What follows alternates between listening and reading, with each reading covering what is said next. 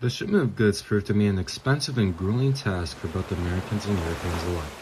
Due to the long trek through South America, one single voyage could take multiple months.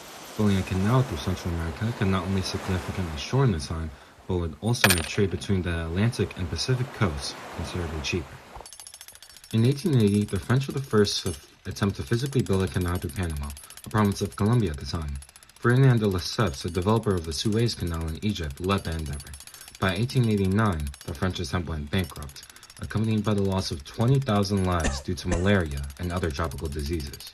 The French would turn their back on the campaign, leaving the opportunity for the United States to take the reins. In pursuit of this window, the United States would propose a treaty for the land rights needed to construct the Panama Canal. Alas, in January 1903, the Hay-Herran Treaty would fail to be ratified by the Colombian Senate.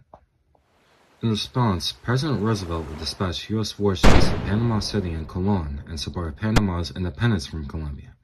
Panama would declare its independence in November 1903, establishing the Republic of Panama.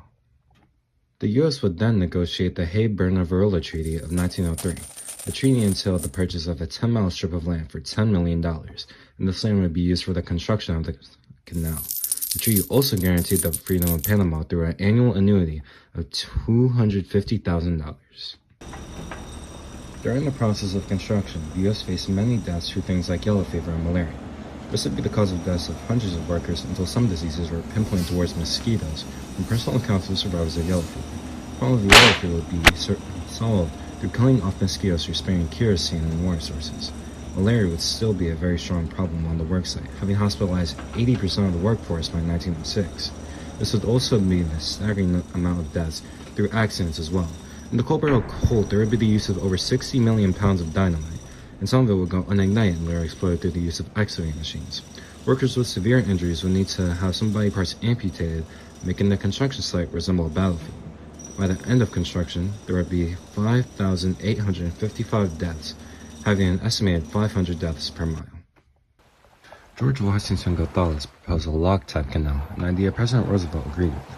In essence, a log system would raise and lower the water levels as the ship travels, enabling ships to rise and sink, countering elevation changes.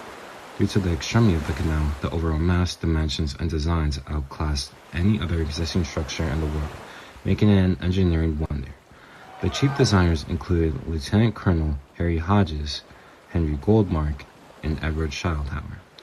The Gaten locks, the Pedro Miguel locks, and the Mayflower locks each measured about 110 feet wide by 1,000 feet long. They could raise and lower water levels by about 85 feet while the ship waited. The Panama Canal also needed the creation of the largest engineered lake in the world at the time, the Gaten Lake. It was created by an immense dam by the Chagres River, which started to flood the canal. The canal would be used to cut the time needed to cross the Pacific in half, changing a 60-day voyage to a 30-day trip. Ships would pass through the canal for over 10 hours. To be allowed passage through the canal, ships would have to pay a fee according to the size of their ship, as well as the amount of cargo. At the time, this was by far the most expensive American project, resulting in the culmination of most new inventions brought on by the progressive era.